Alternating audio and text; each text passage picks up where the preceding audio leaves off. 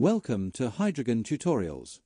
In today's tutorial, we'll discuss migrating Hydra from the legacy chain to HydraGon chain using the multi-bridge.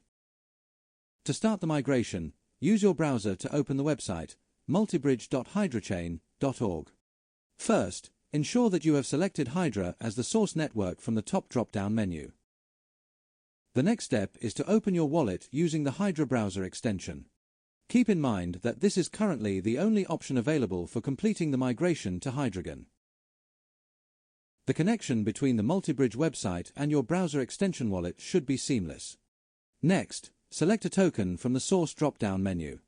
Let's go ahead and choose Hydra. Now it's time to select the destination network. In this case, we should choose HydraGon. Finally, it's time to specify the amount of Hydra to be migrated. You can also click on the balance amount to automatically insert the full available amount.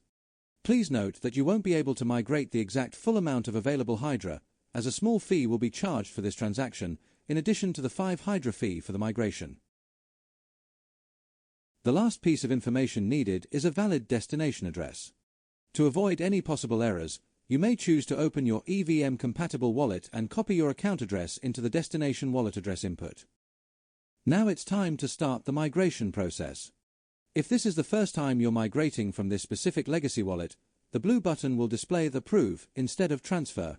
In that case, simply click on it and confirm the approval before proceeding with the transfer.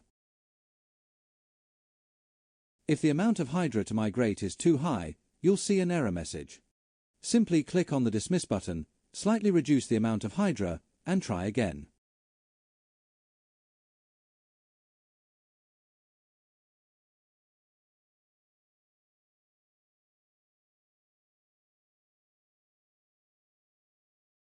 If the transaction is successful, you will see a confirmation message. Now all you have to do is wait for the migration to complete. This process may take 15 to 60 minutes. You can click on the History button to check the status of your migration transaction. It is normal if it doesn't show up immediately.